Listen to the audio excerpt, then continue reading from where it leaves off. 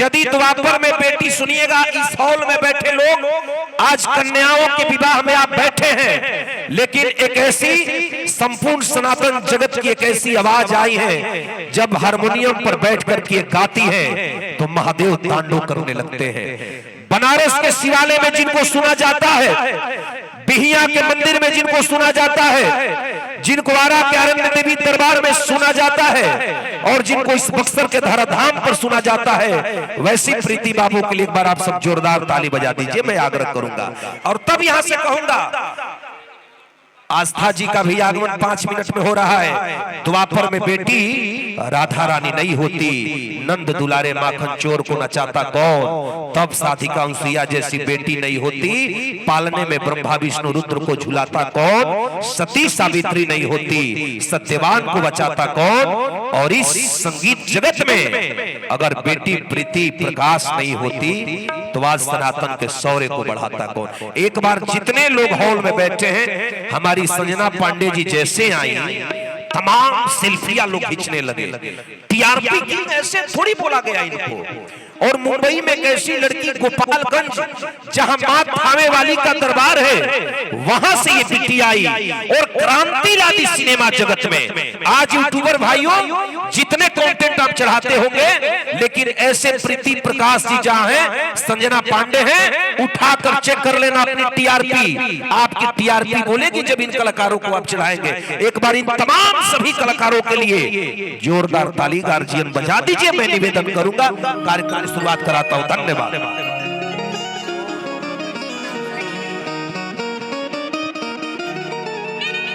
Hello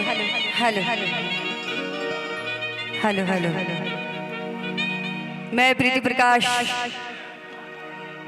सामूहिक विवाह समारोह में आप सभी का बहुत बहुत स्वागत, अभिनंदन वंदन करती हूँ।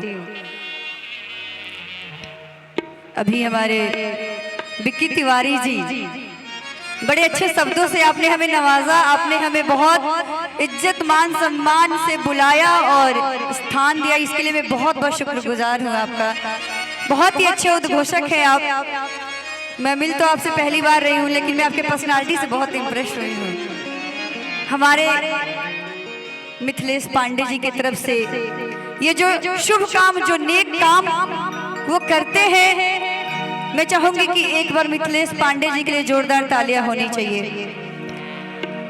हमारे सारे साथी म्यूजिशियंस जिनके बिना हम अधूरे हैं, हमारे साउंड वाले भैया, उनके लिए भी एक बार जोरदार ताली होनी चाहिए। मैं बेटी तो गोपालगंज की हूँ, लेकिन दिल्ली की धरती से, हमारी कर्म भूमि दिल्ली है, मैं वहां से आप लोगों के बीच में आई हूँ। तो एक बार छोटी छोटी तालियां बजा के अपना अपना आशीर्वाद दे दीजिए आप लोग, ताकि मुझे भी लगेगा ना कि मैं बक्सर में गई थी तो बड़ा गर्मजोशी से आप लोगों ने मेरे को आशीर्वाद प्यार दिया था। कलाकार बहुत सारे हैं, समय को ध्यान में रखते हुए चलेंगे कुछ गानों की तरफ।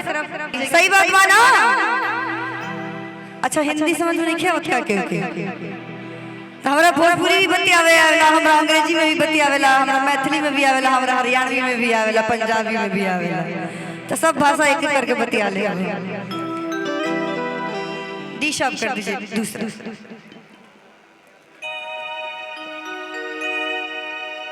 तो हमनी के माई बहन कौन गीत गावेला लो? जब दुआरा पर बरियाती आवेला तो गावेला लो का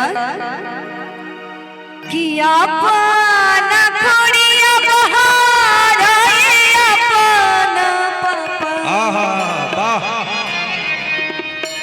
कि आपन खोड़िया अरे बहार आपन पापा। कैसे जब भोजपुरी गीत गावल जाला तब भोजपुरिया अंदाज में गावल जाला। कैसे कि अवतारे दूल्हा,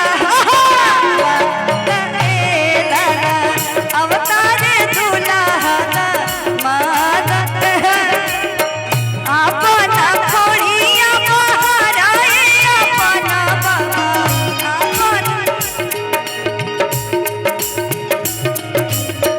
आपन खोड़िया बहार आपन बाबा। अच्छा, ये गीत के सुन ले बा, हाथ उठा के बताई, सबे सुन ले मानी ना। तो ऐसा ही तो हाथ को उठा के नहीं है, तारीफ रखे कि अवतार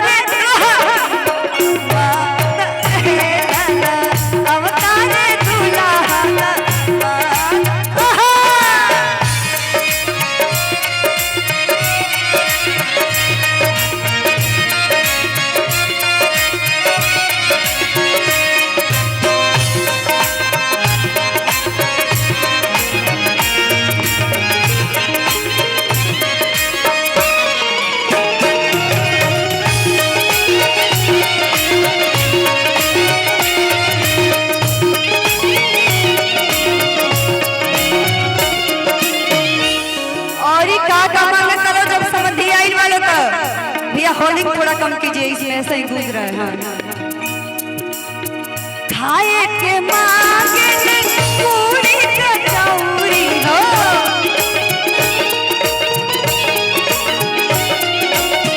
खाए के मांगे पूरी कचौरी हो।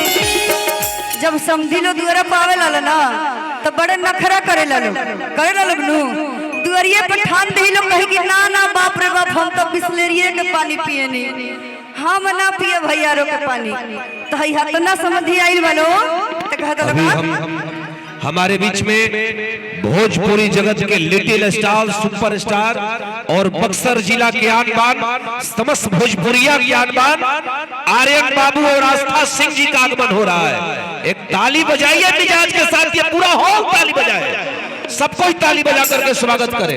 हमारे बीच में गायक सब फिल्म अभिनेता मेरा छोटा दुलरुआ भतीजा लिटिल स्टार आर्यन बाबू और भोजपुरी अभिनेत्री आस्था सिंह जी, दोनों कलाकार का बहुत बहुत अभिनंदन इस कन्या विवाह महोत्सव में। आपको धन्यवाद। यस फाउंडेशन आइए आदरणीय प्रीति प्रकाश जी।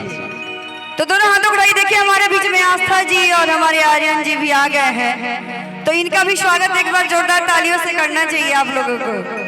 और कहने क्या कि खाए के मांगे पूरी कचौरी हो,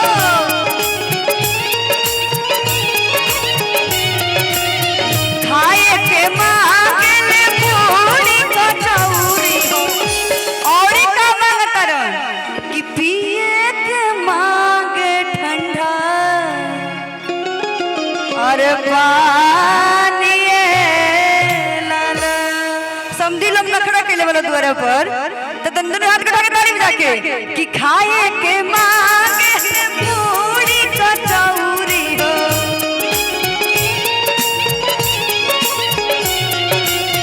खाए के मांगे पूरी कचौरी हो, पिए के मांगे ठंडा पानी लाला।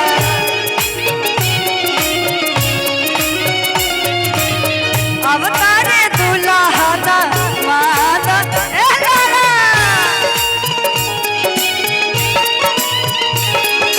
मालावा।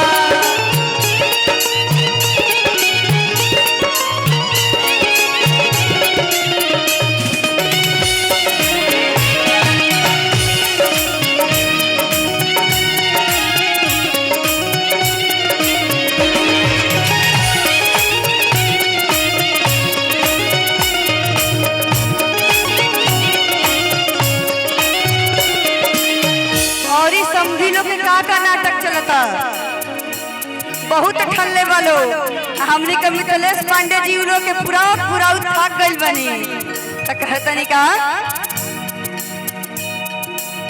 सूते के मांगे ले लाली गलाई चाहो,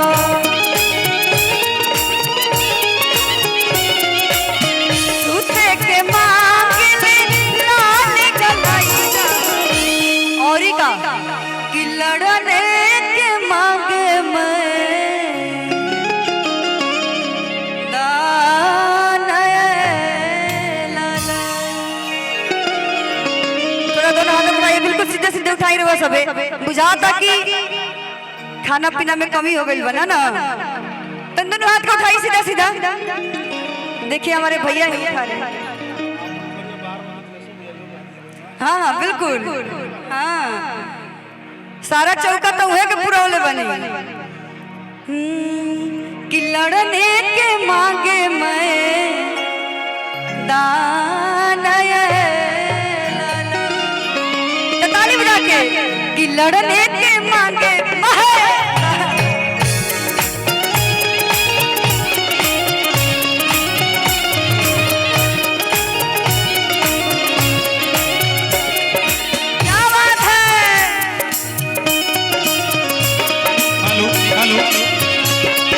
हेलो हेलो, एक सेकंड भैया। जी जी। और जब बिया होते ही बटे तो और देखी के खोड़िया भरता। सुट दे दीजिए कि अपना खोड़िया बाहर आए मिथिलेश बाबा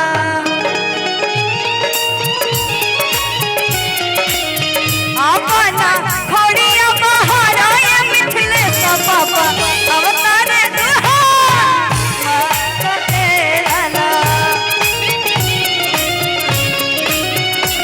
अवतारे दुल्हा माता ए लाला। और खाए पिए के तो मांगते बोलो और का मांगता लोग हमनी के समझी लोग बियाहे के मांगे ने बेटी हो सीता बेटी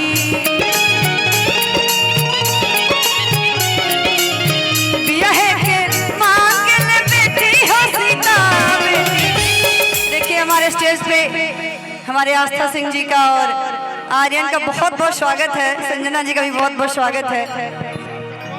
हम सभी लोग हेलो जी जी हेलो कुछ बोलेंगे सर। हाँ हाँ